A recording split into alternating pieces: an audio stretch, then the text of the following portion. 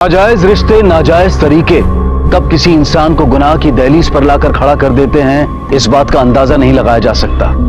सपने देखना, कामयाब होना, बेहतर जिंदगी पाना, यह हर किसी के लिए जायज है, लेकिन नाजायज है वो तरीके जो झूठ और फरेब की बुनियाद पर इख्तियार होते हैं। किसी और की मेहनत पर अपने उज्जवल भविष्य की कामना रखना रेत के उस महल की तरह से है जो समंदर की लहरों से कभी भी बिखर सकता है।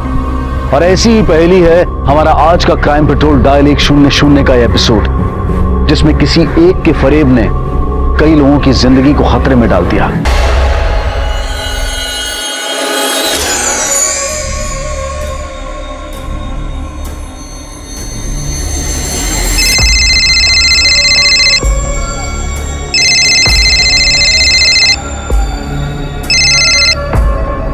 हेलो, मुकेश गडकरी।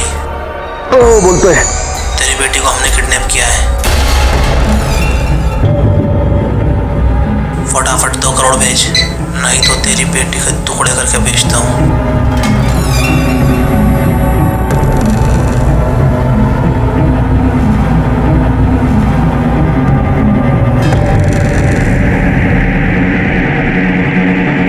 ए शाने सुन, ये फोन रख, समझा? और वापस इस नंबर पे फोन किया ना तो फोन के अंदर घुस के मारूंगा तुझे। ये फैशन वैशन के चोचले बंद कर, पढ़ाई पे ध्यान दे। दिन बिगड़ती जा रही है तू। क्या हुआ? अपनी लाडली बेटी को संभाल, वैसे भी माहौल खराब है आजकल।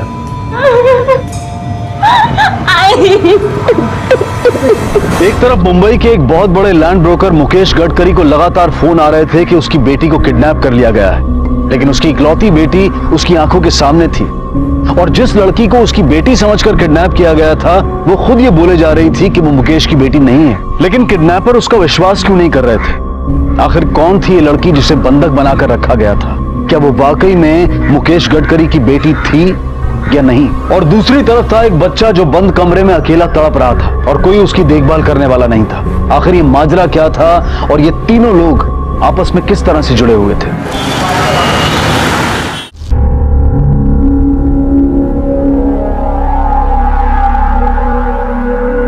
पता चला कौन लोग हैं और क्यों परेशान कर रहे हैं आपको?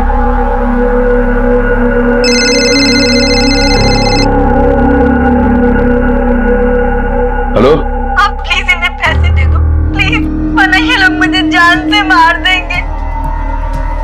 आप जानते नहीं ये लोग कितने खतरनाक है। 2 दिन से खाना तो क्या, पानी तक भी नहीं पिया।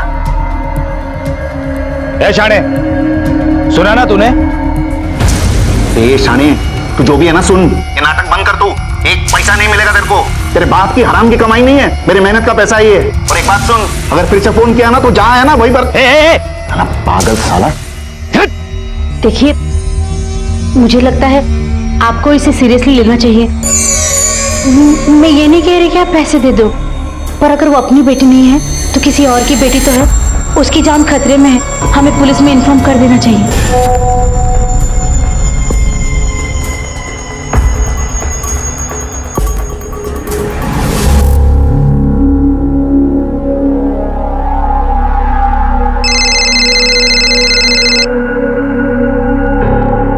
हेलो, मेरा तोहफा देखा तूने? निकल गई ना सारी अकड़। अब सुन, अगर पैसों का इंतजाम नहीं हुआ ना तो ऐसे ही इंस्टॉलमेंट में टुकड़े टुकड़े कर कर तेरी बेटी को तेरे पास भेजूंगा। कितने पैसे चाहिए? 2 करोड़। 2 करोड़? नोट कौन से ले आऊं? मतलब सीक्वेंस में नहीं होने चाहिए, राइट? और कहाँ पैसे पहुंचाने होंगे? किसी सुनसान जगह में। और मैं पुलिस को भी नहीं बताऊंगा, वरना तुम तो मेरी बेटी के टुकड़े कर दोगे। अरे वाह, तू तो बड़ा खिलाड़ी निकला। एकदम पहुंची हुई चीज है तू। अब सुन, पैसे कहाँ और कब लेके आने वो जगह मैं तुझे बताऊंगा। तू पैसों का इंतजाम कर। बिल्कुल, तुम जहां बोलोगे वहां पैसे पहुंचा दूंगा मैं।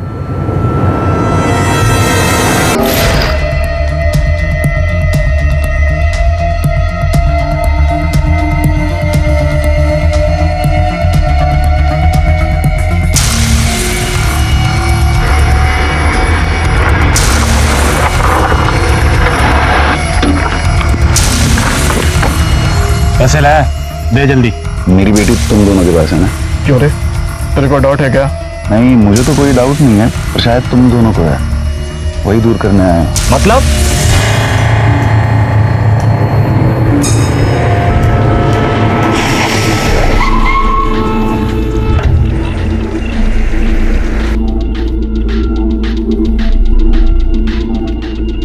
अंकल ज्यादा शाना बन रहा है तू? जानता नहीं तो हम लोग को अभी। ए तुम लोग क्या है तुम लोग? बढ़ देगा, डाल देगा, डाल देगा, बोलता है ना मैं, डाल देगा। आगे नहीं बढ़ने का। तेरी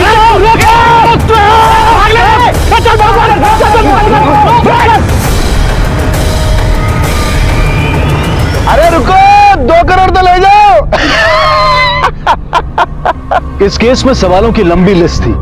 आखिर मुकेश पुलिस के पास ना जाकर इस मामले को इतना हल्का क्यों समझ रहा था, वो भी किडनैपर्स द्वारा कटी हुई उंगली का फोटो भेजने जैसे वाकये के बाद। देखने से तो यही लग रहा था कि मुकेश को उस लड़की की जान खतरे में होने का कोई फर्क नहीं पड़ रहा था। क्या मुकेश का और उस लड़की का कोई संबंध था? और दूसरी तरफ वो बच्चा कौन था जो अकेले ही तड़प रहा था, रो रहा था, खेल रहा था? इन दोनों कहानियों का आपस में कोई संबंध था भी या नहीं, और इसका अंत क्या होने वाला था, वो तब सामने आता जब कोई इन सवालों के जवाब तलाश करता। लेकिन उसकी किसी को पड़ी ही नहीं थी, और इसी अनदेखी में एक दिल दहला देने वाला वाकया हुआ।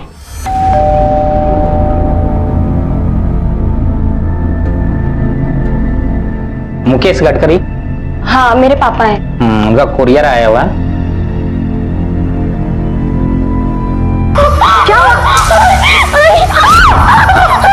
अरे काय झालं? वो चिल्ला रही हो दोनों माँ बेटी मिलकर। वही मर गया क्या जो?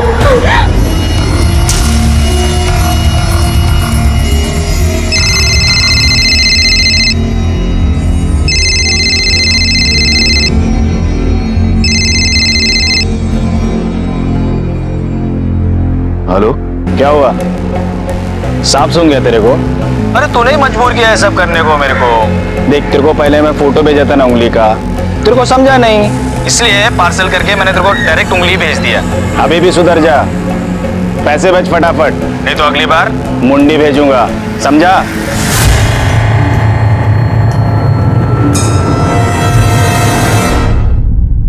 गडकरी साहब, पिछले 2 दिन से आपको रैंसम के कॉल्स आ रहे हैं और आप आवा रहे हैं हमारे पास। माना कि आपकी बेटी किडनैप नहीं हुई, लेकिन किसी लड़की की जान खतरे में है। इस बात से आपको कोई फर्क नहीं पड़ता? नहीं सर, ऐसी कोई बात नहीं। मुझे लगा कि कोई मेरे साथ मजाक कर रहा है, इसलिए। आपको किडनैपर्स लगातार 2 दिन से कॉल्स कर रहे हैं। लड़की की आपको आवाज सुनाई गई, यहां तक कि उंगलियां काट के उन्होंने भेज दी।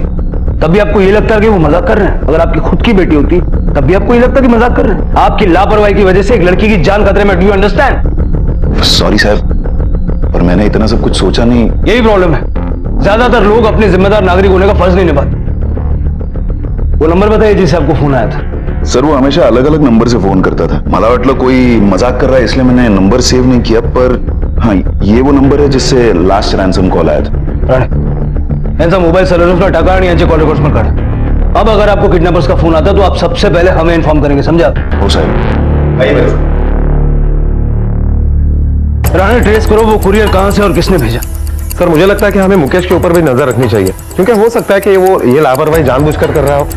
और सबसे पहले हमें यह भी पता करना चाहिए कि अगर मुकेश की बेटी उसके घर पर ही है तो किडनैपर उसे रैंसम कॉल क्यों कर रहा है। राणे, ये केस हमारे लिए बहुत ही डिफिकल्ट है, क्योंकि ना ही हमारे पास लड़की का चेहरा है और ना ही कोई आइडेंटिफिकेशन। लड़की कौन है, कहां से है, क्या करती है, हमें कुछ नहीं पता। सिर्फ इतना पता है कि किडनैपर समझते हैं कि वो मुकेश गडकरी की बेटी है। अब हमें यह पता करना होगा कि क्या वाकई मुकेश गडकरी का उस लड़की से कोई संबंध है या फिर किडनैपर्स को गलतफहमी हुई। किडनैपर्स किसी भी हद तक जा सकते हैं। मुकेश पे दबाव बनाने के लिए वो लोग ऑलरेडी लड़की की उंगलियां काट चुके हैं। लड़की की लाइफ डेंजर में रहने। It's a big challenge for अस।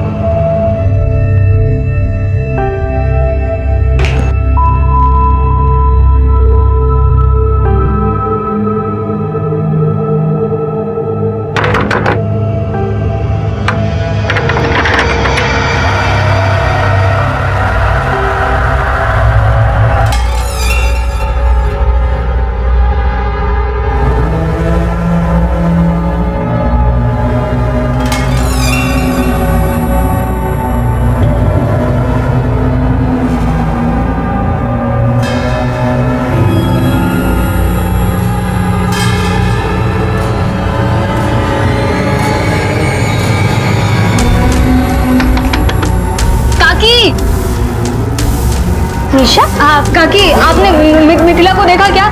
मिथिला को? हाँ नहीं रे, उसे तो कई दिनों से मैंने देखा ही नहीं था। अच्छा, और मेरा बच्चा, मेरा मुन्ना? नहीं, मुन्ना को भी नहीं देखा मैंने। लेकिन हुआ क्या है निशा?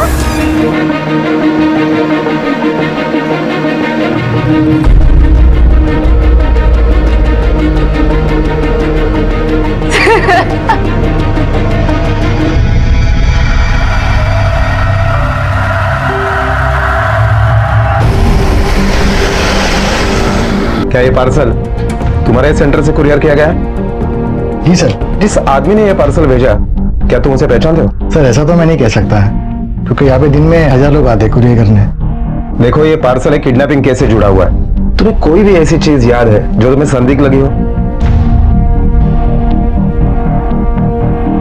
हाँ सर, याद आया। वो आदमी चेंज लेना भूल गया था।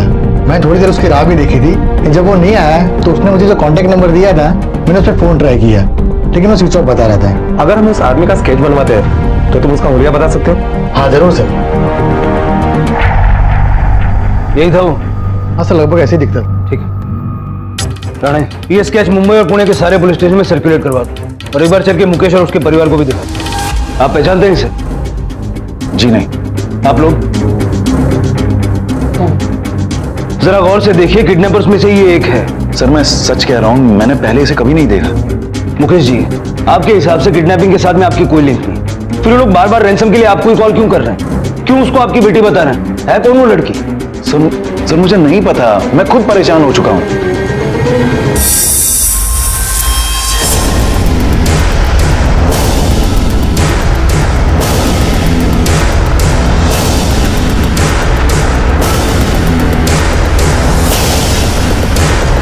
क्या वो वाकई उसकी बेटी थी, या फिर वो किडनैपर्स की किसी बड़ी गलतफहमी का शिकार हुई थी, और वो बच्चा जो मुंबई की एक चौल के कमरे में बंद था, वो अचानक कहां गायब हो गया था? उसकी मां निशा बच्चे को किसी मिथिला के पास महफूज छोड़कर गई थी। कौन थी ये मिथिला और इस वक्त कहां थी? क्या उसी ने बच्चे को गायब किया था, या फिर बच्चा और मिथिला किसी अनहोनी का शिकार हो चुके थे?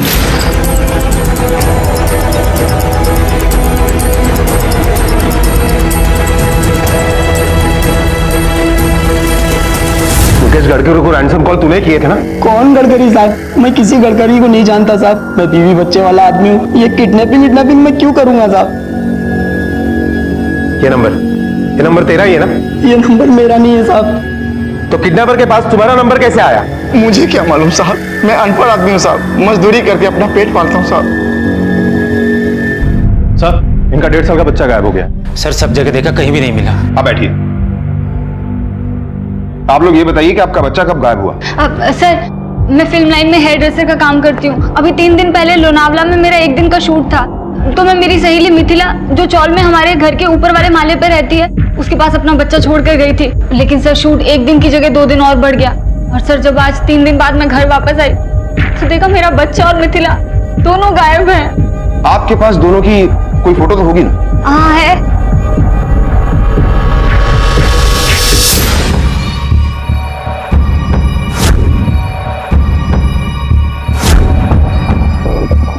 कहीं ऐसा तो नहीं कि आपके बच्चे को मिथिला ने किडनैप किया? आप लोगों के पास कोई रैंसम की कॉल तो नहीं आई ना? सर हमारे बच्चे को अगवा करके किसी को क्या मिलेगा? हम कोई अमीर आदमी नहीं है। वो तो मुन्ने को बहुत प्यार करती थी। बाबू, ये देखो मौसी क्या लाई। ये देखो कपड़े भी लेकर आई हूँ। पागल है क्या तू? हाँ, इतना खर्चा करने की क्या जरूरत है? ओफो, मेरे और बाबू के बीच में कुछ मत बोलो। सर, मिथिला तो मुन्ने को अपने बच्चे की तरह मानती थी।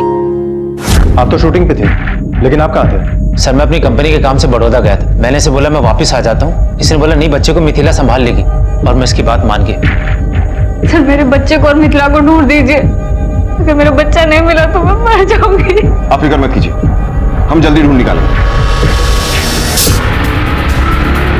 सर, जिन नंबरों से मुकेश को रैंसम कॉल किए गए हैं वो सारे फेक आईडी पर खरीदे गए हैं, और किसी भी नंबर का दोबारा इस्तेमाल नहीं हुआ। ये सारे नंबर लगभग 1 महीने पहले खरीदे गए हैं। सबसे अहम बात यह है कि पुणे के आउटस्कर्ट्स एरिया से सारे कॉल किए गए हैं, क्योंकि सबके मोबाइल टावर अलग अलग दिखाई दे रहे हैं। इसका मतलब है कि ये किडनैपर्स जो है वो नौसिखिए नहीं है, बल्कि प्रोफेशनल्स हैं। ताज्जुब की बात यह है कि इनको ये नहीं पता कि ये मुकेश की बेटी नहीं है, या फिर मुकेश ने हमसे कोई इन्फॉर्मेशन छुपाई है। राणे, एक काम करो, पुणे और आसपास के सारे पुलिस स्टेशन में ये पता करो कि कोमल के एज ग्रुप की कोई लड़की मिसिंग है क्या, क्योंकि इस केस में दो पॉसिबिलिटीज हैं। या तो किडनैपर्स ने गलत लड़की उठाई है, या फिर मुकेश की कोई नाजायज औलाद है जिसके बारे में किसी को नहीं पता, और उसके जीने या मरने से मुकेश को कोई फर्क नहीं पड़ता।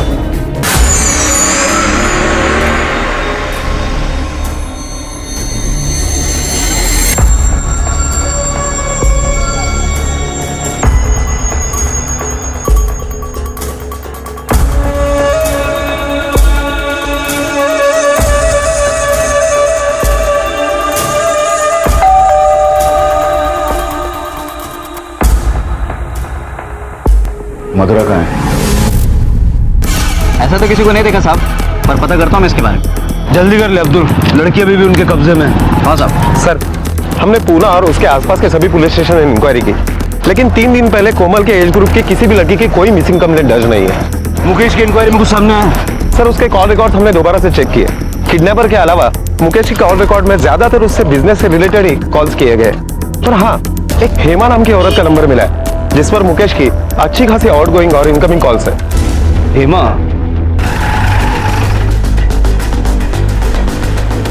साहब, ये हमारा घर? हाँ, और वो ऊपर मिथिला रहती है।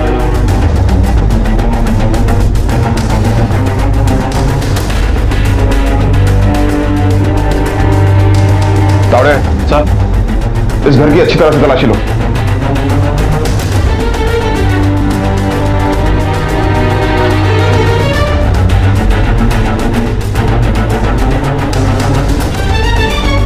तावड़े तो ये तो मिथिला का पोर्टफोलियो है। सर, कुछ नहीं मिला। साहब, मैंने ना मिथिला को देखा है ना उसके बच्चे को देखा है। इतनी बड़ी चौल में किसी ने उसे आते जाते नहीं देखा। साहब, 3 दिन पहले चौल से बाहर जाते हुए मैंने तो उसे देखा था, पर मालूम नहीं वो वापस आई भी या नहीं। जब 3 दिन पहले आपने मिथिला को जाते हुए देखा था तो उसके साथ में कोई छोटा बच्चा भी था क्या? नहीं साहब, बच्चा नहीं था, पर बच्चे की रोने की वक्त मिथिला की जाने के बाद ही आ रही थी। आपको क्या लगता है बच्चे की किडनैपिंग मिथिला ने की होगी? नहीं साहब, वो तो बहुत अच्छी लड़की थी, मुंडा से बहुत प्यार करती थी। तावड़े, पूछताछ से तो यही लग रहा है कि मिथिला ने शायद बच्चे की किडनैपिंग नहीं की। उसने नहीं किया तो किसने किया? तेरी सहेली है ना वो, हमेशा बोला था तेरे को कि बच्चा किसी के पास छोड़ के मत जाना। अरे माँ बाप से ज्यादा अपने बच्चे की कोई देखभाल कर सकता है, लेकिन तू नहीं समझी। पता नहीं कहाँ होगा, किस हाल में होगा, कुछ खाया भी होगा कि नहीं। और तो मुझे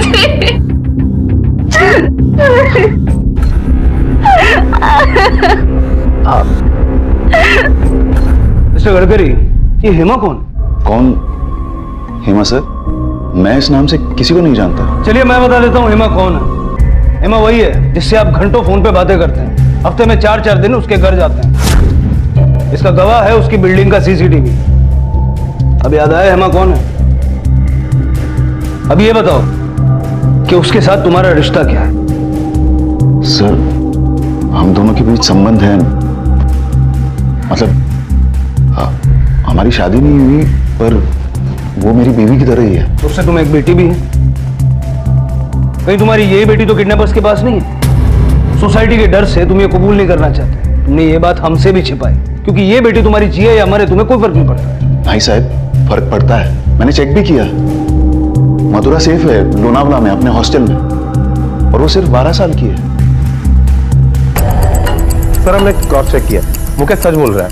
उसकी बेटी मधुरा लोनावला के एक हॉस्टल में ही है, उसकी उम्र 12 साल की है। सर, हमने अपने तरीके से भी मुकेश से पूछताछ की, लेकिन कुछ खास हाथ नहीं लगा। मैं सच बोल रहा हूँ, हेमा और मेरी बीवी कालिंदी के अलावा मेरी जिंदगी में कोई दूसरी औरत नहीं है साहब, और कोमल और मधुरा ही मेरी बेटियां हैं। खरा सांगतो साहब, सच बोल रहा हूँ मैं। तो फिर वो लड़की कौन हो सकती है जिसे किडनैपर्स ने मुकेश की बेटी समझ के उठा ली? मुकेश से उसका क्या लेने देना? सर, लेकिन प्रॉब्लम यह है कि हमारे पास ना ही उसकी कोई पहचान है, ना ही उसके बारे में कोई जानकारी, जिसके बिना पर हम उसे ढूंढ सके। अब अगर आपको किडनैपर्स का फोन आता है तो उनसे कहिए कि आपको उनकी हर शर्त मंजूर है, और उनसे कहिएगा कि इस बात की तसल्ली के लिए कि लड़की ठीक है, लड़की का एक वीडियो बना के भेजे, जिससे उसकी तलाश करने के लिए हमें उस लड़की का चेहरा मिल जाए। ओ साहब। Okay, thank you. सर, जिस लड़की की मिसिंग कंप्लेंट दर्ज हुई है उसका आइडेंटिफिकेशन हो गया है। उस लड़की की 2 जगह पर मिसिंग कंप्लेंट दर्ज हुई है, एक लोअर परेल पुलिस स्टेशन में और दूसरी सोलापुर के बार्शी पुलिस स्टेशन में। किस किस ने कंप्लेंट लिखवाई? सर, मुंबई के लोअर परेल पुलिस स्टेशन में जिस लड़के ने कंप्लेंट दर्ज की है, उसका कहना है कि वो उस लड़की की पड़ोसन है। और बार्शी के पुलिस स्टेशन में जिस औरत ने कंप्लेंट दर्ज की है, उस औरत का कहना है कि वो उसकी माँ है। राणे, ताबड़तोब या दोघींना पोलीस स्टेशनला बोलावून घे. Okay sir. इसे पहचानते हैं आप? हाँ साहब, ये मेरी बेटी मिथिला है साहब. सर ये मेरी फ्रेंड है। इसके बारे में कुछ पता चला? ये कहाँ है? आपकी बेटी को किसी ने किडनैप कर लिया है। क्या? क्या? और सब मेरा बच्चा कहीं उसे भी किसी ने। देखिए, आपके बच्चे के मिथिला के साथ होने के चांसेस बहुत कम है, क्योंकि किडनैपर्स ने अभी तक किसी बच्चे का जिक्र नहीं किया. वो तो यहाँ मुंबई आई थी एक्टिंग करने के लिए. आपकी बेटी का नाम मिथिला मुकेश गडकरी है ना? नहीं साहब, मेरी बेटी का नाम मिथिला सुरेश वार्षिकर है. हाँ सर, उसका नाम मिथिला मुकेश गडकरी है। हमारे चौल में सब उसे इसी नाम से जानते हैं। निशा के मुताबिक लड़की का नाम मिथिला मुकेश गडकरी है, जबकि उसकी माँ का कहना है कि उसका नाम है मिथिला सुरेश वार्षिकर. राणा, इस लड़की के नाम के पीछे कुछ तो है जिसका हमें पता लगाना होगा. मिथिला, मेरी बात सुन बेटा, तू यहीं रह के कुछ काम देख ले. इतने बड़े शहर में तू क्या करेगी? हाँ, ओफो माँ, तुम डर भी रही हो और इतना सारा सामान भी दे रही हो। अरे वजन हो जाएगा, कैसे लेकर जाऊंगी मैं? आज तुझे मेरी बात समझ में नहीं आ रही है. कल जब वहां मां नहीं होगी ना तुम्हारे साथ, तब इन्हीं चीजों में तू मुझे ढूंढेगी. मुझे पता है तू अपने खाने पीने का ख्याल नहीं रखने वाली है. माँ, मैं तुझे बहुत मिस करूंगी. पता है वहां मुझे बिना बोले समझने वाला कोई भी नहीं होगा. तभी तुम्हें बोल रही हूँ ना, फिर एक बार सोच ले. यही रुक जा. माँ, मुझे जो करना है वो यहाँ पे नहीं हो सकता. मेरा करियर मुंबई में है. मुझे एक कामयाब इंसान बनना है, खूब नाम कमाना है, खूब पैसे कमाने हैं. ऐसे रोते हुए मत भेजो ना, खुशी खुशी भेजो. ठीक है, अगर तेरी यही इच्छा है तो तू जा. मैं जानती हूँ तेरे सारे सपने पूरे होंगे. तू बहुत बड़ी कलाकार बनेगी. गणपति पापा तेरी सारी इच्छाएं पूरी करेंगे.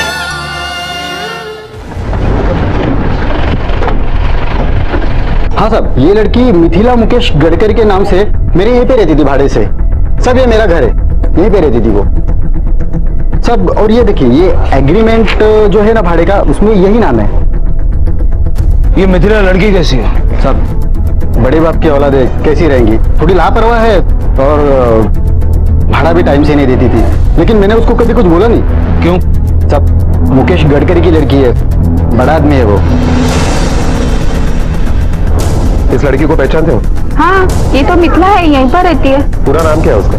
का मिथिला मुकेश गडकरी. मुकेश गडकरी इतना बड़ा आदमी होने के बावजूद उसकी बेटी ऐसे एरिया में रह रही है.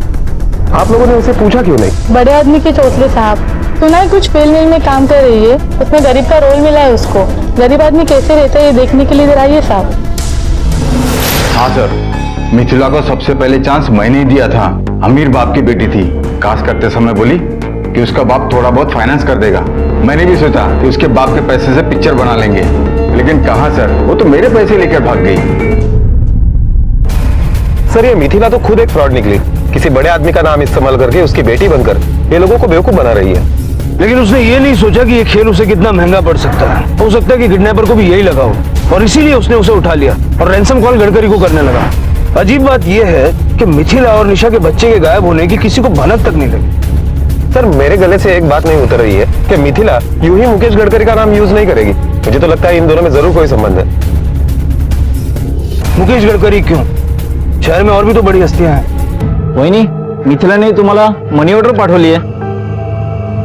हे घ्या, याच्यावर अंगठा लावा.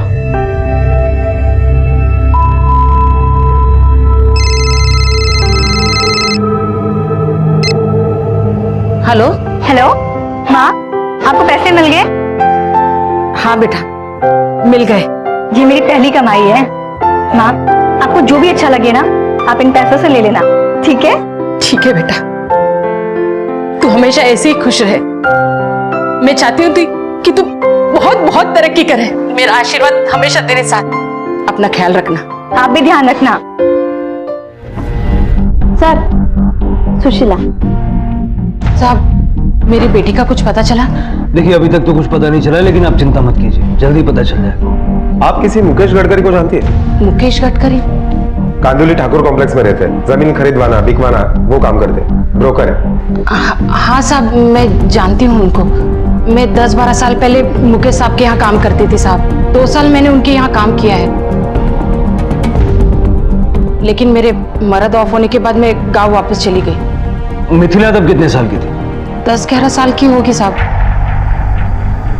इसका मतलब है कि मिथिला ने बचपन में ही मुकेश गडकरी का नाम, उसकी इज्जत और उसका रुतबा देखा था, जिसका उसने फायदा उठाना चाहा जब वो एक्ट्रेस बनने के लिए मुंबई आई। लेकिन उसकी यही सोच उसको भारी पड़ गई, क्योंकि बाकी लोगों के साथ साथ किडनैपर्स ने भी यही समझ लिया कि वो मुकेश गडकरी की बेटी है।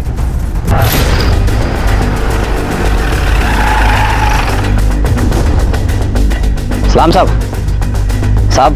जिस आदमी की स्केच दी थी आपने, वो आदमी रेड लाइट एरिया में दिखा है और किसी लड़की को बेचने की बात कर रहे हैं। और हाँ साहब, उस लड़की के हाथ की उंगलियां भी कटी हुई हैं। सलाम साहब। इसका मतलब है कि किडनैपर्स को पता चल गया कि मिथिला मुकेश गडकरी की बेटी नहीं है, और अब वो मिथिला को बेच के जितना पैसा हाथ लगे कमाना चाहते हैं। राणे, तैयारी करो, अब की बार ये लोग बचने नहीं चाहिए। Okay sir. तुम्हारी चौल की एक औरत निशा का बच्चा गायब है, तुम्हारी दुकान चौल के एंट्री पर है। क्या तुमने किसी को बच्चा ले जाते हुए देखा है क्या? नहीं साहब, ऐसा कुछ नहीं देखा, मगर साहब मुझको एक बार जरूर खटकी है। कौन सी बात? वो निशा की पड़ोसी ना उर्मिला काकू, उनका कोई बच्चा नहीं है। वो दिन वो बच्चे का सामान, डायपर, खाने पीने की चीजें लेकर गई। तभी मैंने उससे पूछा ये किसके लिए, तभी मुझे वो बोली मेरे बेटी के बच्चे के लिए, जबकि साहब उसकी बेटी कई महीनों से यहाँ आई नहीं है।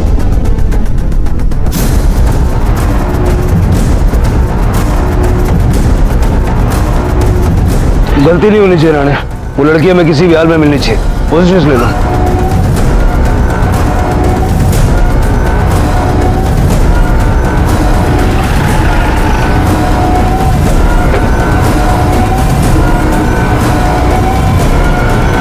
यही है सर।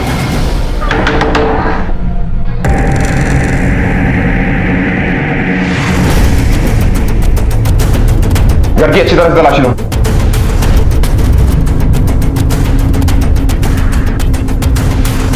उठाओ इन सबको। सर, ये खिलौने मिले। चल बता, बच्चे को कहां छुपाया है? साहब, कौन सा बच्चा और आप किस बच्चे की बात कर रहे हैं? साहब, मैं कुछ समझा नहीं। चावड़े, चल समझा इसे। ये देख तेरी कॉल रिकॉर्ड। सुरेश मिश्रा नाम के आदमी से तू लगातार बात करता है, जानता है ना वो क्रिमिनल है, चाइल्ड ट्रैफिकिंग की केस में वो वांटेड है। और जब से निशा का बच्चा गायब हुआ है, तब से तू उस वांटेड सुरेश मिश्रा से लगातार टच में है। अब आगे की कहानी तो खुद बताएगा, क्योंकि अगर हम तेरे से पूछेंगे तो बड़ा अफसोस होगा तुझे बाद में। बोल।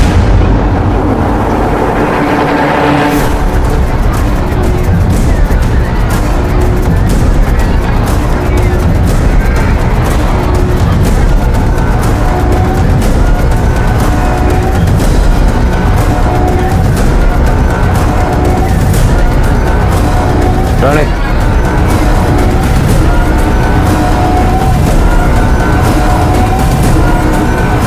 ए, रुक। शक्ल देगा इसकी। कौन है तू? तेरे को क्या मतलब? पुलिस। अरे साहब, ये यहीं की लड़की है, अभी अभी कस्टमर के पास से ही वापस आई है। हाँ साहब, चेहरा बाबा इसे।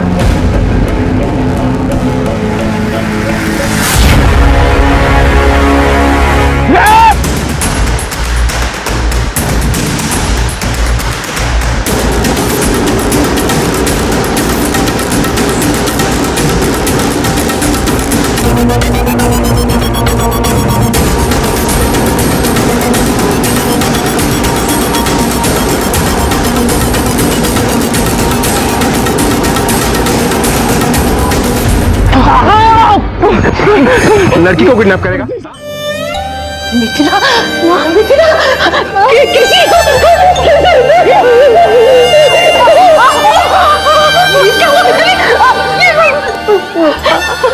मुझे माफ कर दो। कामयाब इंसान मरने के सिर मार दी मैंने मुकेश गडकरी का नाम ले लिया और झूठ बोलने की ये सजा पाई।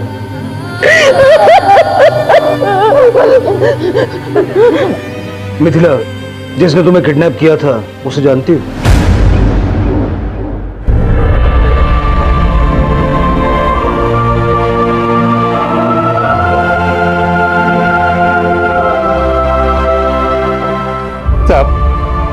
आपको बहुत बहुत धन्यवाद। आपकी वजह से हमारा बच्चा हमें मिल गया। मैंने तो उम्मीद ही छोड़ दी थी। उम्मीद तो मैंने भी छोड़ दी थी।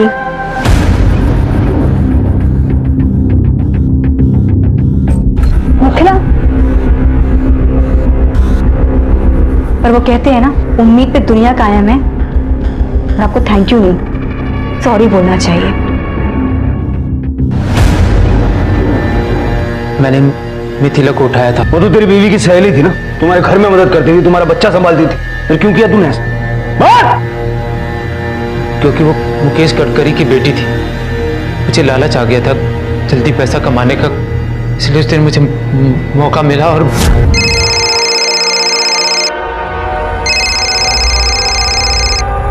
हेलो। हाँ मिथिला, मैं गौतम बोल रहा हूँ। हाँ दादा। अरे जो मेन रोड के बाहर जो कॉफी शॉप है ना, उधर आज मेरे दोस्त का जानकार प्रोड्यूसर बैठा हुआ है उधर। बस 5 मिनट के लिए अपनी शक्ल दिखा के चली जाए। पर दादा, बाबू तो अकेले हैं घर पर। थोड़ी देर की बात है, बाहर से दरवाजा बंद करके आ जा। अरे इतनी बड़ी अपॉर्चुनिटी नहीं मिलेगी तुझे। अच्छा ठीक है। मेरे लोगों ने उसे उठा लिया। अच्छी जिंदगी जीना सबका हक है, लेकिन किसी दूसरों के पैसों पे नहीं, गुनाह के रास्ते पे चल के नहीं। और अगर ये बात तेरी समझ में आ गई होती ना, तो इस वक्त तू अपने बीवी बच्चे के साथ होता। अब जेल में सड़। सर एक मुकेश गडकरी का नाम इस्तेमाल करने की धोखाधड़ी ने मिथिला के जीवन को खंडित कर दिया और गौतम के अपने परिवार को गलत तरीकों से अच्छा जीवन देने की धारणा ने उसे अपने परिवार से दूर रहने की सजा इनाम में दिलवाई। गौतम को मिथिला को अगवा करने के लिए और निशा के पड़ोसियों को उसके बच्चे को अगवा करने और बेचने के लिए गिरफ्तार किया गया। फिलहाल ये सभी जुडिशियल कस्टडी में हैं। याद रखें, सफलता का कोई शॉर्टकट नहीं होता है, ये सिर्फ और सिर्फ मेहनत और ईमानदारी से नसीब होती है। इसी विचार के साथ अब मैं अनूप सोनी आपसे विदा लेता हूं। फिर मुलाकात होगी अगले एपिसोड में एक और चौंका देने वाले केस के साथ। तब तक अपना और अपने परिवार का ख्याल रखें और देखते रहें क्राइम पेट्रोल डायल 100। सबक एक को, सीख हम सबको। जय हिंद।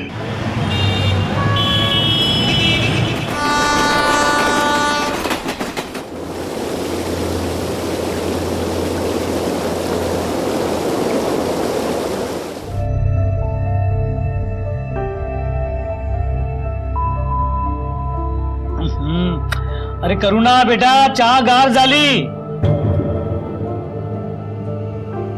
अरे ठंडी होगी चाय, दूसरी चाय दे।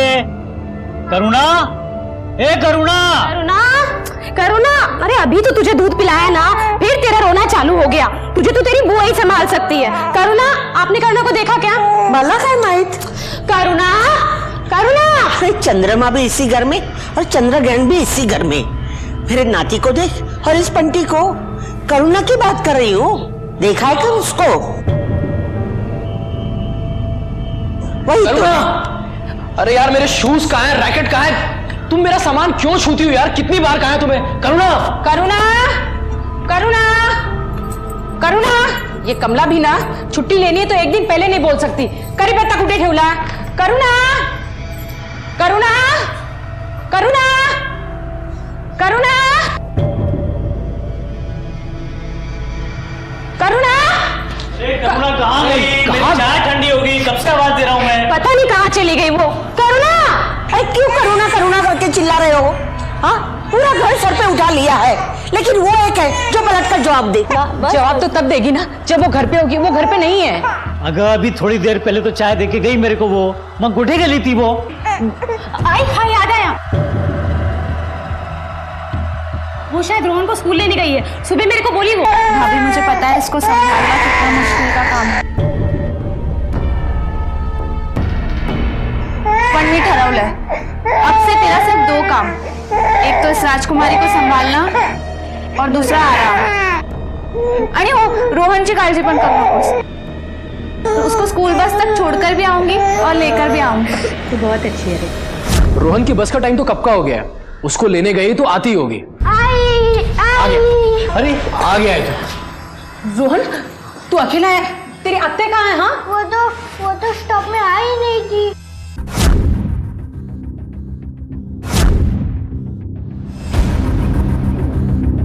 हाय, उसका फोन भी बंद आ रहा है।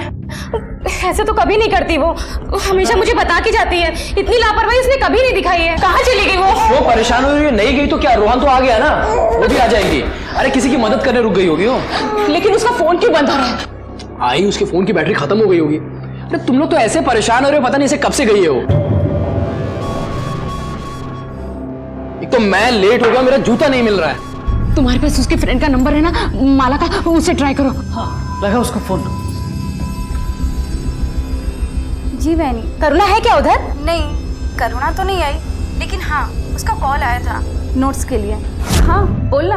माला सुनना, मुझे बायो के नोट्स व्हाट्सएप करना। तुझे पता है ना, लास्ट वीक मैं एक भी क्लास अटेंड नहीं कर पाई। तो इतनी टेंशन क्यों ले रही है? अभी एग्जाम में टाइम है। अब होगा, पर मैं रिस्क नहीं लेना चाहती। हनी हो, मेरा क्या तुम लोगों के जैसे नहीं है। तुम लोगों के लिए तो सफेद घोड़ी पर बैठकर राजकुमार आने वाला है, और मुझे अपने पैरों पर खुद खड़ा होना है ना। ठीक है, मैं भेज देती हूँ। अच्छा जब वो आए ना तो बोलना कि मेरे को फौरन फोन करे। हाँ जी ठीक है। क्या बोला उसने? करुणा, ये बबलू ने भी ना परेशान करके रखा है। कल सुबह से बुखार है, जो मजाले की मेरे हाथों से दवाई खा ले। कल तो करुणा ने दवाई खिलाई थी। करुणा कुछ काम नहीं कर रही हो तो घर में भेज दीजिए। वो अभी बाहर गई है, आएगी तो मैं बोलूंगी उसको। ताई, आप लोग तो नसीब वाले हो जो ऐसी मुलगी आपके घर में जन्मी है। मुझे बहुत काम है, मैं निकलती हूँ। करुणा को भेज दीजिए।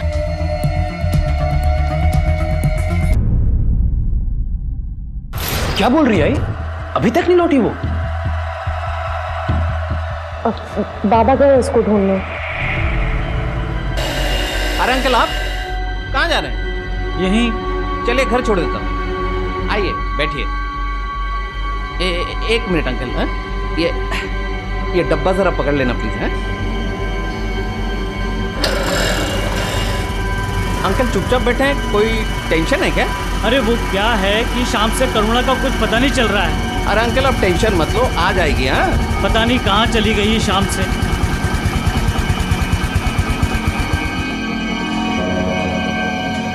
अच्छा थैंक यू बेटा, ये लो। आप टेंशन मत लो, आ जाएगी। हाँ करुणा शाम से घर से गायब थी। रात ढलने को थी और अब तक उसका कुछ पता नहीं चला था। जब एक जवान बेटी घर से गायब होती है तो उसके माता पिता पर क्या बीतती है, ये सिर्फ वही समझ सकते हैं जिनके घर में बेटियां हैं। नमस्कार, आदाब। क्राइम पेट्रोल डायल 100 में आप सबका स्वागत है। आप सोच रहे होंगे कि करुणा कौन है। करुणा अपने परिवार की लाडली है। वो धुरी है जिस पर उसके पूरे परिवार की दुनिया घूमती है। वो बेटी है जो बेटी होकर भी अपने पिता को मां की याद दिलाती है, अपनी मां की सहेली बन जाती है, तकलीफें सहकर भी सिर्फ मुस्कुराती है। हे देवा, कुटे गेली। जवान लड़की है, कहीं ऊंच नीच ना हो जाए, जल्दी आ जाए बस। तुझे क्या लगता है कोई उसे भगा के लेके गया? उसके साथ कोई कुछ गलत करेगा? अरे कुछ नहीं होगा उसके साथ गलत। अरे जैसी शक्ल है ना उसकी, उसके साथ कुछ गलत करने के तो बहुत दूर की बात, उसको देख के ही उसे उल्टी हो जाएगी। अरे बोलने से पहले कुछ सोचने का काम है कि नहीं तेरा? आई है, तुझे उससे कोई लगाव नहीं है माना, पर तेरे बेटे की बेटी है वो। अरे ये सोचकर तो चुप रह सकती है ना तू? हाँ हाँ, मुझे चुप करा दे, लेकिन दुनिया की बात वो तो चुप नहीं रहेगी ना। हाँ, 10 पीढ़ियों में ऐसी बदसूरत लड़की पैदा नहीं हुई है जो तूने पैदा की है, समझा? वो तो मैं तेरा और तेरे बाप का मुंह देख के चुप बैठी, नहीं तो मेरा तो मन करता था जैसे ही पैदा हुई ना उसको गला घोट कर मार दूं। बस अब तक गप बस आई, एक बात करने को बोली तू। अब बस करा ना, हम पहले से इतना परेशान है और अब तू। सुनिए, चलिए पुलिस स्टेशन चलते हैं। हाँ हाँ जाओ, पुलिस स्टेशन जाओ, वही अभी बाकी था। बाकी लड़कियों के लिए 12 तक ये दरवाजा में, हमारे बेटी के लिए पुलिस आएगी। बस इतना ही रह गया था अभी।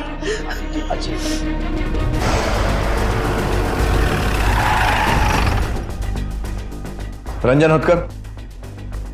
मैं हूँ सर, मैंने आपको फोन किया था। आपकी बहन गायब है, आपने बताया था। हाँ सर, उसका नाम करुणा है सर। शाम से ही उसका कुछ पता नहीं चल रहा है। मोबाइल था उसके पास, लेकिन तब से लेकर अब तक उसका फोन भी नहीं लग रहा है, बंद आ रहा है। आखिरी बार कब और कहाँ देखा था आपने उसे? सर मैं करुणा की बहिनी हूँ। मेरे बेटे की स्कूल बस करीबन 5:30 बजे उसे तानाजी नगर बस स्टॉप पे उतारती है, और आज करुणा ने मुझे बोला था कि वो उसे लेने जाएगी, पर वो वहाँ पर भी नहीं पहुंची। हो सकता है कोई दोस्त या रिश्तेदार के घर गई हो। सर हमने सबके यहाँ पूछ लिया, वो कहीं नहीं है, उसको कुछ पता ही नहीं चल रहा। हमारी करुणा बहुत समझदार लड़की है सर, अगर कहीं उसे जाना होता है तो बताकर जाती है, ऐसे नहीं जाती वो। 24 घंटे पूरे होने से पहले हम लीगली कोई कंप्लेन दर्ज नहीं कर सकते। हम लोग अनऑफिशियली उसे खोजने की कोशिश करते हैं, लेकिन अगर वो कल तक नहीं लौटती है तो आपको पुलिस स्टेशन आकर कंप्लेन लिखवानी होगी। जी सर। और कोई भी रहता है यहाँ पर या सिर्फ आप 4 ही हैं? सर मेरी आई है और मेरी 3 महीने की बेटी है। आई कहाँ है? वो अंदर कमरे में है सर।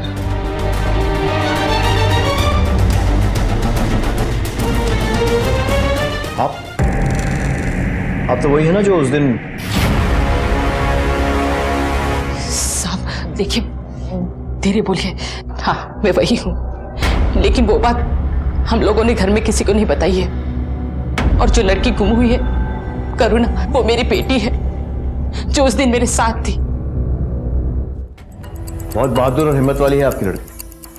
आजकल के जमाने में जब किसी का बुरा देखते हुए लोग आंखें नीचे करके चले जाते हैं, ऐसे में पहले उस लड़की को बचाना और फिर उस गुंडे के खिलाफ रिपोर्ट लिखवाना, हम सब हैरान थे उसकी हिम्मत देखकर। सर मैं नहीं डरती किसी से, और गलत से तो बिल्कुल नहीं। सर मैं अदालत में उसके खिलाफ उसके सामने गवाही दूंगी। ये भी हो सकता है कि उस गुंडे मुख्तार का ही काम हो। उसे पता तो लग गया था कि करुणा उसके खिलाफ गवाही देने वाली है। हो सकता है उसे डराने धमकाने के लिए उठा लिया। बिल्कुल हो सकता सर, कल सुबह उसे कोर्ट से जमानत भी मिल गई थी। चलो।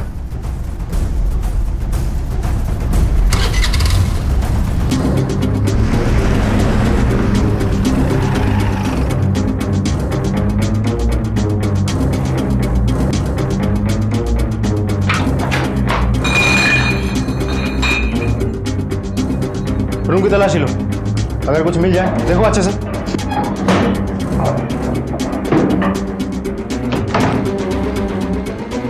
मुख्तार के इस तरह अचानक गायब हो जाने से पुलिस के लिए करुणा को ढूंढना मुश्किल हो गया था। वैसे भी मुंबई जैसे महानगर में किसी को ढूंढना आसान नहीं है, लेकिन अब वो अकेला शख्स जिस पर करुणा के अपहरण का शक था वो पुलिस की पहुंच से दूर जा चुका था, और इसके साथ साथ करुणा तक पहुंचने की उम्मीद भी दूर चली गई थी। और दूसरी तरफ करुणा के घर पर जैसे जैसे रात गहराती जा रही थी, वैसे वैसे उसके परिवार वालों की नींद उड़ती जा रही थी। खा बेटा। क्या लगता है तुझे कि मैं ये खाना खा पाऊंगा? अरे मेरी बच्ची गायब हुई है, पता नहीं कहाँ होगी मेरी करुणा। अरे आई, मेरी तो जान जा रही है ये सोच सोचकर कि अगर करुणा नहीं मिली या उसे कुछ हो गया तो मेरा क्या होगा। अरे मैं तो अब तक इस बात से खुश रहती थी कि उस जैसी शक्ल वाली लड़की से ना कोई शादी करेगा। कम से कम वो मेरा और मेरे बच्चों को अच्छे से संभालेगी, अच्छे से ख्याल रखेगी। अगर हमारी करुणा का भी ऐसा कुछ एक्सीडेंट वक्सीडेंट हो गया ना तो हम भी उसका थोबड़ा बदल देंगे। ये काय बोलता आई तुम्ही? हाँ बेटी है वो मेरी। अरे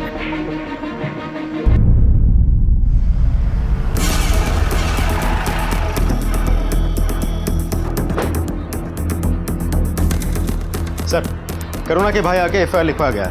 हालांकि हमारी तफ्तीश तो पहले से ही होना है। ओके, आसपास के सभी पुलिस स्टेशन में उसकी फोटो भेज दो और हॉस्पिटल्स में भी इन्वेस्टिगेट करो। सर हास्पिटल्स में हम पहले ही पता कर चुके हैं, और पिछले 24 घंटों में मुंबई में जितनी भी अनआइडेंटिफाइड फीमेल बॉडीज मिली थी हमने सब चेक किया, उनमें से कोई भी करुणा नहीं है सर। गुड, मतलब ये होप तो है कि उसके साथ कुछ बुरा नहीं हुआ और वो जिंदा। सर ना मुख्तार का कुछ पता चल रहा है और ना उसके पंडरों का। साफ पता चल रहा है कि सब के सब अंडरग्राउंड हो चुके हैं। स्ट्रॉन्ग चांसेस है कि करुणा के गायब होने के पीछे मुख्तार का हाथ है। उसके सेलफोन की लोकेशन? सर मुख्तार और करुणा के सेलफोन हमारे रडार पर हैं। मुख्तार का सेलफोन कल से स्विच ऑफ आ रहा है। उसका last known location Mira Road का है जो कि उसका अड्डा है। लेकिन करुणा के सेलफोन की ट्रैकिंग से एक बात पता चली है सर, उसका सेलफोन आज सुबह करीब 8 बजे के आसपास 5 मिनट के लिए स्विच ऑन हुआ था, पर उसके बाद स्विच ऑफ हो गया और अब तक स्विच ऑफ ही है। फोन स्विच ऑन कहाँ हुआ? सर मलाड स्टेशन के पीछे सब्जी मंडी। मलाड पुलिस से कांटेक्ट करो। अगर तिलहान है, बच्ची है भी वो, पर तुझे तो दुनियादारी समझती है ना, तुझे पता है ना कि कैसी है ये दुनिया, फिर भी तूने उसे रोका नहीं जाने दिया। अरे कितने बड़े खतरे में डाल दिया तूने उसे, कुछ पता है तुझे? और मुझे बताना जरूरी नहीं समझा? कहाँ के तुम्हें ऐसा? करुणा ने बोला था मुझे आपको दिल की बीमारी है, ये बात सुनकर आपको कुछ होना चाहिए इसलिए। और अब मेरे दिल पर क्या गुजरेगी तुझे पता है? हतकर साहब, आपकी बेटी ने जो किया उस पर पछतावा करके उसकी बहादुरी की बेइज्जती मत कीजिए। मैं जानता हूं कि दुनिया वैसी नहीं है जैसी होनी चाहिए, लेकिन अब भी हम इसमें जी रहे हैं क्योंकि आपकी बेटी करुणा जैसे लोग इस दुनिया में हैं। साहब कुछ पता चला उसके बारे में? फिलहाल नहीं, लेकिन यकीन रखिए जब तक आपकी बेटी मिल नहीं जाती हम लोग चैन से नहीं बैठेंगे। करुणा को जानते थे आप? बहुत अच्छी लड़की थी करुणा, सबके सुख दुख में काम आती थी और पूरा मोहल्ला उसको बेटी जैसी मानता है। करुणा को आखिरी बार कब देखा था? उस दिन शाम को यही मिली थी, इसी गली में। आस पड़ोस में कोई ऐसा जो करुणा के ज्यादा ही करीब हो? करुणा तो सबके करीब है, सब जन उसे बहुत मानते हैं, लेकिन हेमलता कुछ ज्यादा ही मानती है उसे। मैं तो उसे अपने घर की बहू बनाना चाहती थी, लेकिन मेरा बेटा, उसे सीरत नहीं सूरत चाहिए थी। सो एक सुंदर सी लड़की के साथ शादी करके घर ले आया। उसके अलावा कोई और? शाश्वत लेती थी बाई को, मतलब उसकी घरवाली। जी काफी अच्छी बातचीत है मेरी अंकल से। करुणा मेरी वाइफ की बहुत अच्छी सहेली है। इनफैक्ट मेरी वाइफ की प्रेगनेंसी के दौरान करुणा ने ही सब कुछ संभाला है। आपके कैसे रिश्ते हैं करुणा के साथ? ये कैसा अजीब सवाल है सर? करुणा इस घर की बेटी है। सवाल अजीब है, लेकिन इसका जवाब जानना हमारे लिए बहुत जरूरी है। कैसे रिश्ते हैं आप लोगों के करुणा के साथ? वो आपको बताएंगे नहीं सर। बहुत दुखी रहा करती थी करुणा। कोई है उसके घर में जो दिन रात उसके मरने की दुआएं मांगता है। किसकी बात कर रही हैं? उसकी आजी। करुणा सुंदर नहीं थी सर, बदसूरत थी बेचारी। बस इसी बात की तकलीफ थी उसकी आजी को। दिन रात उसे ताने देती, हमेशा कोसा करती थी।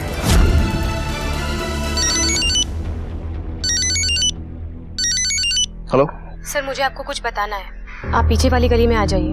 ठीक है, बाकी लोगों से पूछताछ करो, मैं आता हूँ। Okay sir.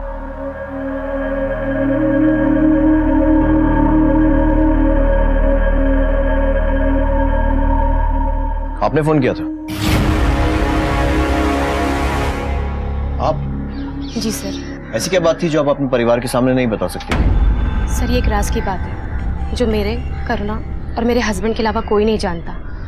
और सर, मैं नहीं चाहती थी कि घर में किसी भी सदस्य को इस बात का पता चले। और आपको लगता है कि इस बात का करुणा के गायब होने से कुछ संबंध है? सर, मैं यकीन तो नहीं कह सकती हूँ, लेकिन हो भी सकता है। सर, जब मैं प्रेग्नेंट थी तो मेरे हस्बैंड एक धंधे वाली के पास जाया करते थे। इसी एरिया में रहती है वो। और जैसे ही मुझे इस बारे में पता चला, मैंने करुणा को बताया। फिर करुणा मुझे वहाँ लेके गई।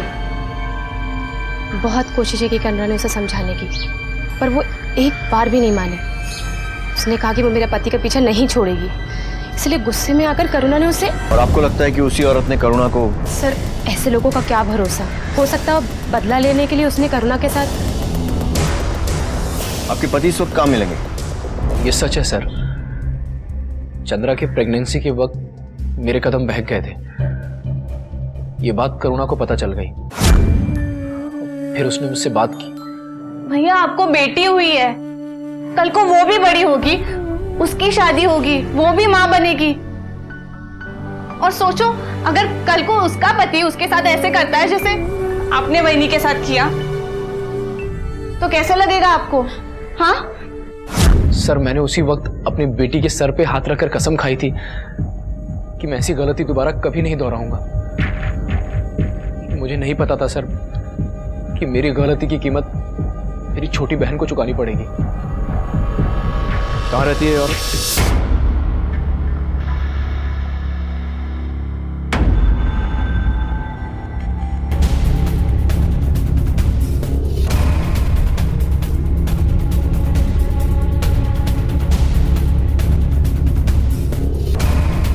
पुलिस।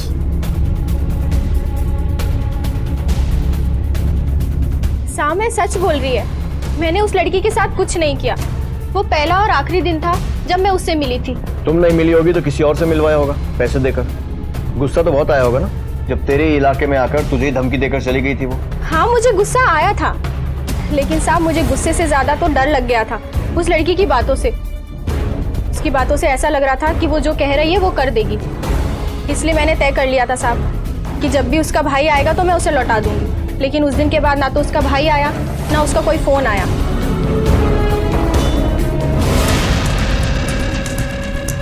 सर चाय।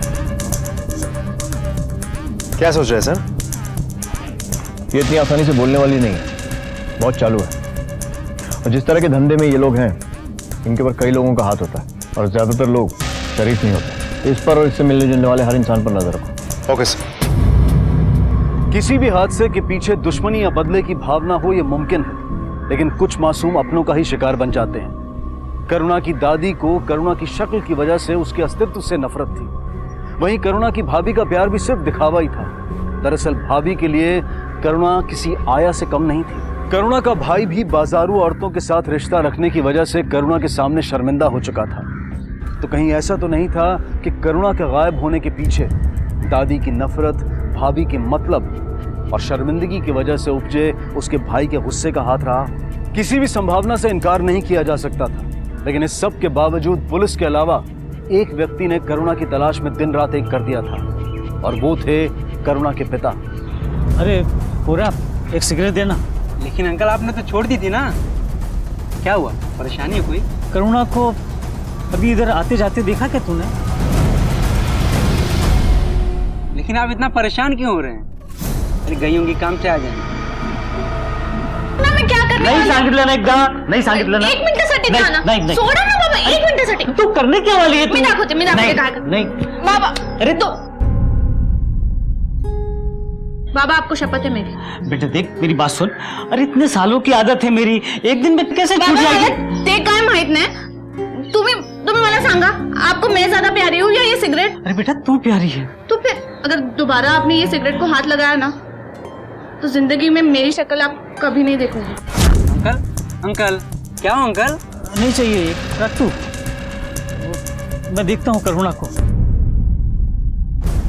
सर करुणा के बारे में जितना भी जानने को मिला है, उसे यकीन नहीं होता कि आज के वक्त भी इतना अच्छा इंसान भी हो सकता है. हमारे समाज में ऐसे लोगों की बहुत कमी है. यस सर, आई होप कि वो हमें सही सलामत मिल जाए. हेलो, कहाँ? ठीक है, हम लोग पहुंच रहे हैं. नीबा, आई थिंक तुम्हारी विश पूरी होने वाली है. यू टर्न लो जल्दी.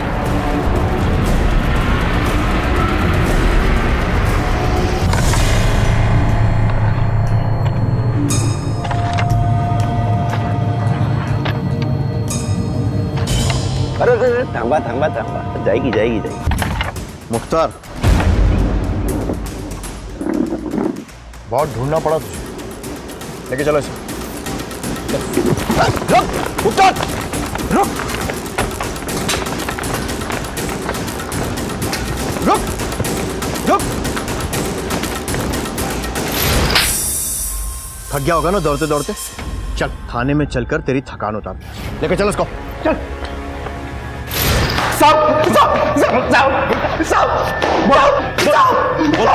क्या क्या करुणा के साथ बोल. साहब मैं कसम खाता हूँ, मुझे कुछ नहीं पता साहब. मेरी जब जमानत हुई ना साहब, मैं सीधा गांव चला गया था. मेरी भांजी की शादी थी ना. और तेरे पंटर लोग, उन्हें भी अपने साथ लेकर गया था बारात में नचवाने के लिए. हाँ, जब करुणा के साथ कुछ नहीं किया था तो अंडरग्राउंड क्यों हुआ? और वो भी उसी दिन जिस दिन करुणा गायब हुई. साहब मेरे छोकरी लोग ने बताया था मुझे वो लड़की के गायब होने के बारे में. साहब मैं अच्छी तरह से जानता था कि आप लोग का शक मेरे ऊपर ही जाएगा, और जब मैं नहीं मिलूंगा तो आप मेरे छोकरे लोग को परेशान करोगे. इसलिए सबको परेशानी से बचने के लिए मैंने बोला अंडरग्राउंड हो जाओ. लगता है शादी में खिलाई पिलाई ज्यादा हो गई है, इसीलिए सच नीचे दब गया. निकालो जितना भी खाया पिया है, अपने आप सच बाहर आएगा. साहब सर, करुणा का फोन ऑन हुआ है लेकिन किसी और सिम के थ्रू, और हमारे साइबर सेल ने उसके फोन को उसके IMEI नंबर के थ्रू ट्रैक किया है और उसके लोकेशन का भी पता कर लिया है. लेकर आओ फोन और उसके नए ऑनर को. सर. अरे सर, मेरे को क्यों लिया है सर? मैंने क्या किया सर? ये वो आदमी करुणा का है. कौन करुणा सर? वही जिसका मोबाइल है तेरे पास. उसी से लिया था ना मोबाइल तूने? सर ये मोबाइल तो एक लड़के से लिया है. कौन लड़का? सर आज सुबह जब मैं घूमने जा रहा था. सर 2 मिनट आपसे बात करनी थी सर. मैं जयपुर से आया हूँ यहाँ पे रेलवे का एग्जाम देने के लिए, और मुझे किसी ने नशे की दवाई खिला के सारा सामान लूट लिया. अभी सिर्फ मेरे पास सिर्फ ये मोबाइल है सर. अगर आप इसको खरीद लेंगे तो मेरे पास बहुत मेहरबानी होगी सर. कितने का? सर मैंने तो 12,000 का लिया था नए में. अभी आपको जो देना दे दीजिए. अभी मेरे पास सिर्फ ये 2,000. सर ये तो बहुत कम है, मेरे को घर जाना है सर. ठीक है फिर तुम मोबाइल वापस. सर कुछ और दीजिए, 500 और दीजिए. अच्छा बस चलिए 2,000 रख लीजिए आप. आप वापस जा सकते हैं नीचे। चेहरा याद है उसका? हाँ सर।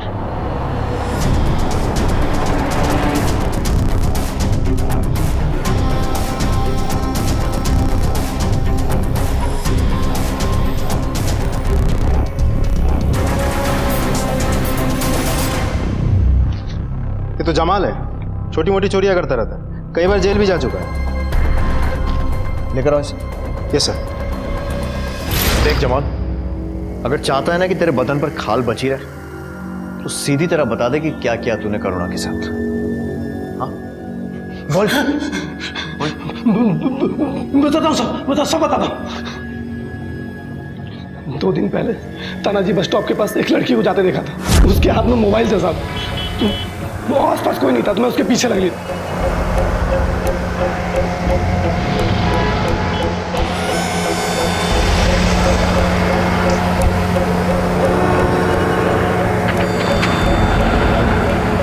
अरे चोर, मेरा मोबाइल चोर। मैंने उस लड़की के साथ कुछ भी नहीं किया, अल्लाह कसम साहब, मैंने कुछ नहीं किया। जिस बस स्टॉप से करुणा गायब हुई थी और जहां से जमाल ने उसका मोबाइल फोन चोरी किया था, उस बस स्टॉप और उसके आसपास के इलाकों में पुलिस ने पूछताछ की, लेकिन कोई सुराग हाथ नहीं लगा। वक्त तेजी से बीतता जा रहा था और अब तक करुणा का कोई अता पता नहीं था। और ऐसे में पुलिस के पास एक ऐसी खबर आई जिसने जांच की दिशा को एक नई और महत्वपूर्ण संभावना दी। क्या थी ये खबर और कौन लेकर आया था उसे? सर, करुणा के घर जो बाई काम करती है वो आपसे मिलने आई है। मुझे लगता है उसके पास कुछ ऐसा है जो हमारी इस केस में मदद कर सकता है। चलो।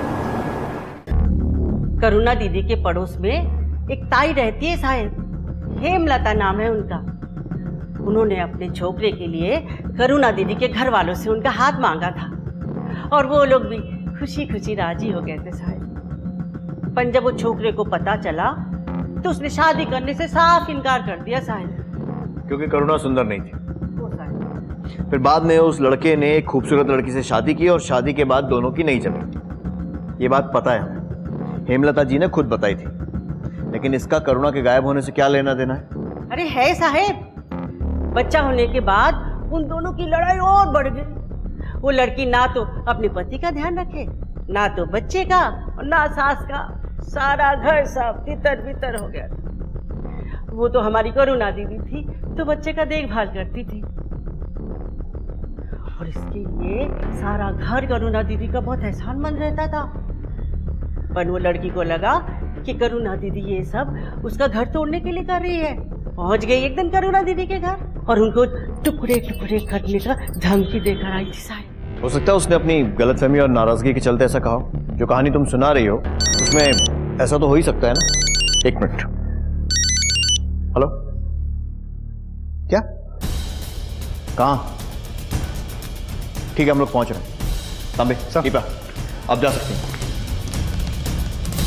क्यों इस एक फोन कॉल ने पुलिस वालों को चौंका दिया था? ऐसी क्या खबर मिली थी जिसे सुनकर वो दौड़ पड़े थे? क्या करुणा की तलाश अपनी मंजिल पर पहुंच चुकी थी या फिर किसी खतरनाक अंजाम पर पहुंचकर ठिठक गई थी? करुणा की सलामती की खबर के साथ माँ बाप की उम्मीदें, भाई का प्यार, परिवार के बाकी सदस्यों के अलावा पूरे मोहल्ले की अब तक मांगी गई दुआएं जुड़ी थी। क्या इन उम्मीदों, इस प्यार को जिंदगी मिलने वाली थी? क्या दुआएं सुन ली गई थी या फिर कोई ऐसा चौंका देने वाला सच सामने आने वाला था जिसकी कल्पना इनमें से किसी ने भी नहीं की थी? उसके टुकड़े टुकड़े करने की धमकी दी थी ना तूने उसे? मैडम, मुझे यहाँ लेकर क्यों आए हैं? मैंने करुणा को नहीं मारा है, मैं सच बोल रही है मैडम। मैंने नहीं मारा साहब, मैं तो सिर्फ मोबाइल छीना और उसको भेज दिया, बस इतना ही किया था। तूने सिर्फ मोबाइल छीना, लेकिन करुणा ने तुझे पकड़ लिया और शोर मचाने लगी। तू डर गया कि तू पकड़ा जाएगा और खुद को बचाने के लिए तूने उसे मार दिया। नहीं साहब, ये झूठ है साहब। साहब किसी को भी पूछो साहब, मैं अपनी भांजी की शादी में गया था साहब। साहब मुझे कुछ नहीं मालूम है साहब, मैंने कुछ नहीं किया है। तूने नहीं किया होगा तो अपने आदमियों से करवाया होगा। गवाही देने वाली थी ना तेरे खिलाफ अटेम्प्ट टू रेप में, और लंबे समय के लिए अंदर जाता तू। इसीलिए तूने उसे किडनैप करवाया ताकि उसे डरा धमकाकर उसका इरादा बदल सके। लेकिन जब उसने अपना इरादा बदलने से मना कर दिया तो तेरे पास और कोई चारा बचा ही नहीं होगा सिवाय उसे मारने के, है ना? सच है ना? हाँ सच है ना? ये अंदर बंद रखो सबको और तब तक मत छोड़ना जब तक कोई अगला क्लू ना मिले।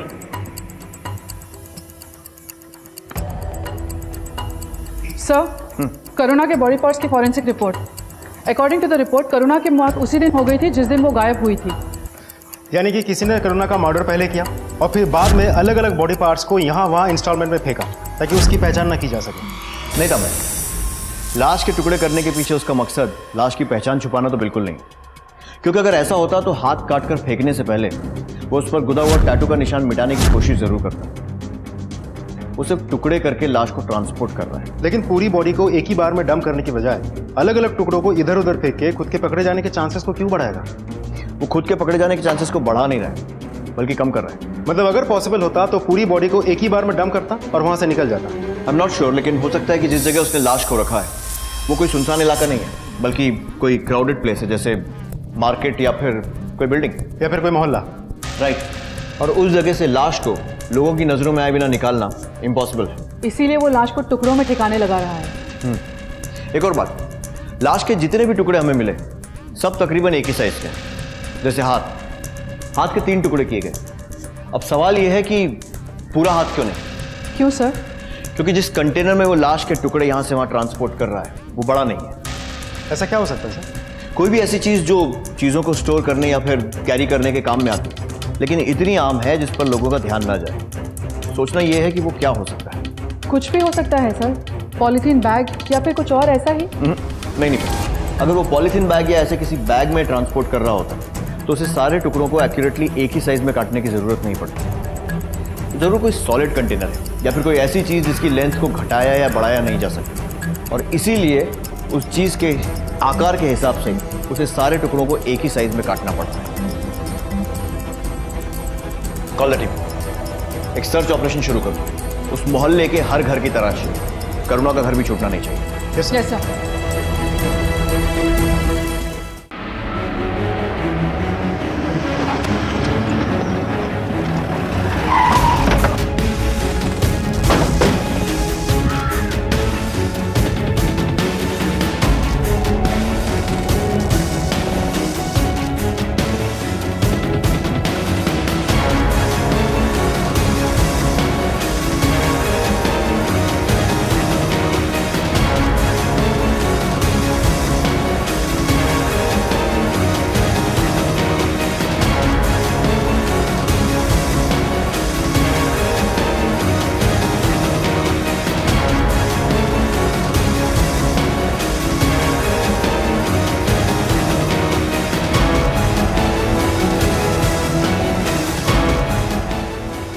पुलिस ने उस मोहल्ले के हर एक घर की तलाशी ली, लेकिन उन्हें वैसा कुछ नहीं मिला जिसकी उन्हें तलाश थी। करुणा की पोस्टमार्टम रिपोर्ट के अनुसार उसके कत्ल को 11 दिन बीत चुके थे और एक दिन बाद उसकी 12वीं की रस्म निभाई जाने वाली थी। हिंदू मान्यताओं के अनुसार मरने के बाद इंसान की आत्मा 11 दिनों तक इस संसार में भटकती है। कुछ अधूरी इच्छाएं होती हैं, कुछ मोह के धागे होते हैं जिन्हें टूटने में वक्त लगता है, लेकिन 12वें दिन वो इस संसार से अपने हर नाते, हर मोह को तोड़कर हमेशा के लिए विदा लेती है। अगर इस मान्यता में थोड़ी भी सच्चाई है तो करुणा की आत्मा की सिर्फ यही इच्छा रही होगी कि किसी भी तरह इस दुनिया से नाता तोड़ने से पहले उसके गुनहगारों को सजा मिल जाए और उसे इंसाफ। और आज जब उसका परिवार उसकी 12वीं की रस्म निभाकर उसकी आत्मा को हमेशा के लिए विदा करने वाला था, तब सवाल सिर्फ यही था कि क्या करुणा की आखिरी और अधूरी इच्छा पूरी होगी।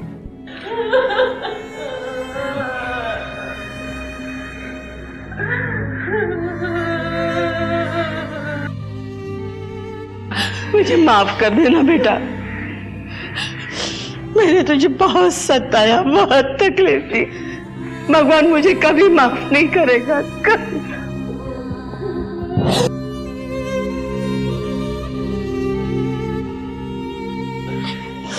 मैंने तुझे बहुत तकलीफ दी, बहुत गलत किया तेरे साथ। भगवान मुझे कभी माफ नहीं करेगा, कभी नहीं।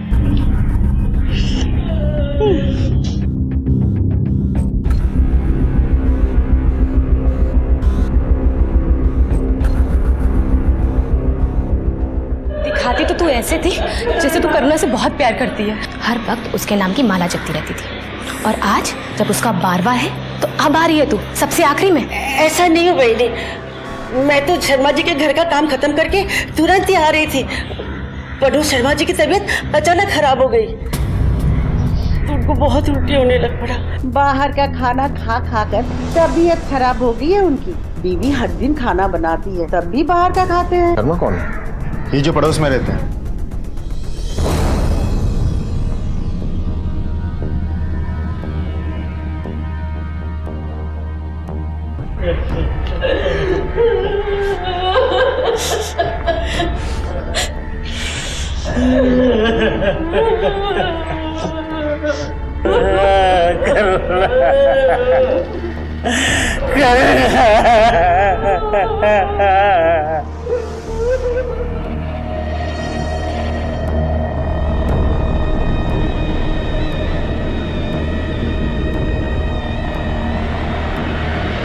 शर्मा जी। जी तबीयत खराब है फिर भी ऑफिस के लिए निकल रहे हैं? हाँ सर, वो तबीयत तो ऊपर नीचे होती रहती है, लेकिन काम करना बहुत ज़रूरी है ना सर, फैमिली के लिए। हाँ, और उसके लिए अच्छी सेहत भी ज़रूरी है, जिसका ख्याल आपकी बीवी रखती है, रोज़ टिफ़िन बना कर देती हैं आपको। जी जी सर। फिर भी आप बाहर का खाते हैं और पेट खराब करते हैं। आपका मतलब मैं नहीं समझा सर, मतलब आप क्या? नहीं, मैंने सुना है कि मिसेस शर्मा काफ़ी टेस्टी खाना बनाती हैं। हाँ। तो हम लोगों ने सोचा कि आज टेस्ट कर लेते हैं, चख लेते हैं थोड़ा सा। सर आज रहने दीजिए सर, मुझे ऑफिस के लिए लेट हो रही है, इसलिए फिर कभी सर आइए घर पे। 5-10 मिनट ऊपर नीचे तो चलता है। नहीं सर, वो आज इम्पोर्टेंट मीटिंग है सर, मुझे आपके बॉस से मैं बात कर लूंगा। सर आप कभी आइए, घर पे आइए। घर पे भी आएंगे पर साथ में चलेगा। साथ में लंच करेंगे सर, आप घर में लंच। सर आज के लिए छोड़ दीजिए सर, मीटिंग है आपके बॉस से। प्लीज आज मेरी मीटिंग है सर, आज छोड़ दीजिए, आज समझ लीजिए।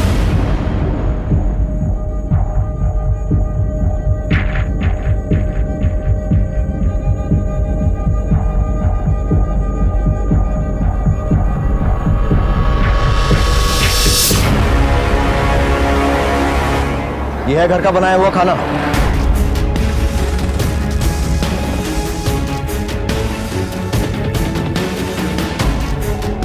इसी कंटेनर को हम ढूंढ रहे हैं जिसमें टुकड़े ट्रांसपोर्ट हो रहे हैं।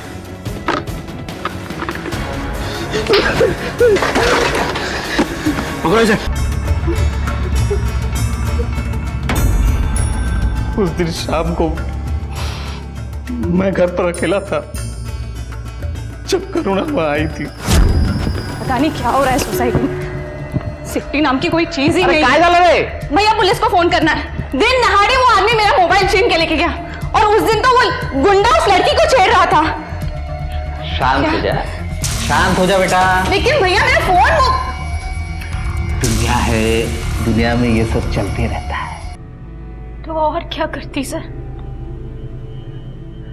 हमारे समाज में एक अकेली लड़की की क्या कीमत है ये सब जानते हैं, और उसका एक उदाहरण तो मेरे सामने पड़ा था, मेरी करुणा। ये जेल चले जाते तो मेरे बच्चे का क्या होता, मेरा घर टूट जाता, मैं बर्बाद हो जाता। उसकी लाश का पहला टुकड़ा है और ये आखिरी दिन, ये आखिरी टुकड़ा। करुणा देखने में सुंदर नहीं थी, इसलिए शाश्वत को लगा कि अगर वो उसकी तरफ बाहें फैलाएगा तो करुणा इसे अपनी खुशकिस्मती समझेगी और दौड़कर उनमें समा जाएगी। लेकिन जब ऐसा नहीं हुआ तो उसके अहम को ठेस पहुंची और वो इस शर्मनाक हादसे को अंजाम दे बैठा, जिसके लिए कोई माफी नहीं हो सकती। जब भी कोई जुर्म होता है, खासकर महिलाओं या लड़कियों के साथ, तो उसके होने के पीछे कई तर्क दिए जाते हैं। इससे साफ जाहिर होता है कि जुर्म के लिए कोई वाजिब वजह नहीं होती। ऐसे अपराधों के लिए सिर्फ एक व्यक्ति जिम्मेदार होता है, और वो होता है खुद अपराधी और उसकी घटिया मानसिकता। मैं उसे किधर किधर ढूंढ रहा था, अनजाने में ही सही अपनी बेटी को ये पाप कंधा तो दे सका।